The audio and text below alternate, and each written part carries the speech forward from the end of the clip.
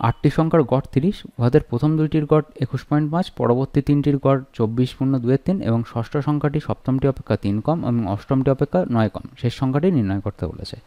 তাহলে দেখো 8টা সংখ্যা বলে দিয়েছে, তাদের টোটাল গড় বলে দিয়েছে, প্রথম দুটোর গড় বলেছে, তারপরের তিনটের গড় বলেছে। তাহলে এখান থেকে আমরা যেটা পেয়ে যাব, 8টি সংখ্যার সমষ্টি হচ্ছে 8 × 30 মানে 240।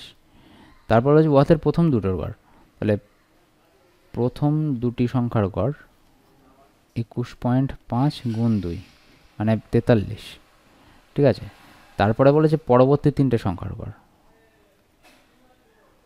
পরবর্তী তিনটি সংখ্যার গড় 24.2-3 × 3, তাহলে কত হচ্ছে আমাদের 3 × 24 = 72, 74/3 × 3 মানে হচ্ছে 74। তাহলে ষষ্ঠ সংখ্যাটি কত? তাহলে দেখো প্রথমে দুটো আর তিনটে 5টা সংখ্যা হয়ে গেল, তাহলে শেষ তিনটে সংখ্যার মোট মানটা বেরিয়ে যাবে। তাহলে বাকি মোট হচ্ছে আমাদের 8টা সংখ্যা, তাহলে বাকি তিনটি সংখ্যা সমষ্টি, বাকি তিনটে সংখ্যার সমষ্টি কত? 240 - 43 - 74 = 240 - 4 × 3 = 7, 7 × 4 = 11, তার মানে হচ্ছে 1 2 3। এটা হচ্ছে বাকি তিনটে সংখ্যার সমষ্টি বেরিয়ে গেছে। তাহলে এবার বলেছে দেখো ষষ্ঠ সংখ্যাটি সপ্তম অপেক্ষা 3 কম, অষ্টম অপেক্ষা 9 কম, সেই সংখ্যাটি নির্ণয় করো। তাহলে আমরা যদি ধরি ষষ্ঠ সংখ্যাটি x, তাহলে সপ্তম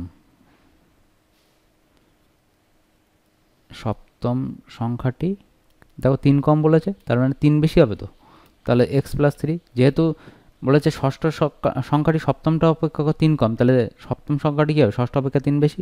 একইভাবে অষ্টম সংখ্যাটি বলেছে ষষ্ঠ সংখ্যা অপেক্ষা 9 কম, তাহলে একইভাবে ষষ্ঠ সংখ্যা অপেক্ষা অষ্টম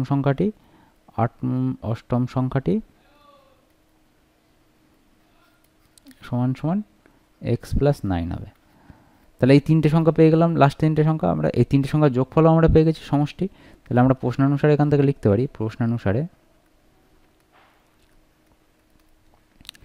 তাহলে x + x + 3 + x + 9 = 1 2 3। তাহলে এখানে পাবো 3x + 12 = 1 2 3, সে তাহলে 3x = 1 2 3 - 12 = 1 1 1। তাহলে এখান থেকে আমরা এখানে গিয়ে পাবো x 3x হচ্ছে 111 বা x হচ্ছে 37।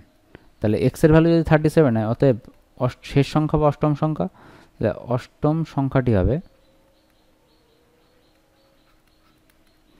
37 + 9 = হচ্ছে 46। তাহলে 46 হচ্ছে আমাদের রাইট অ্যান্সার।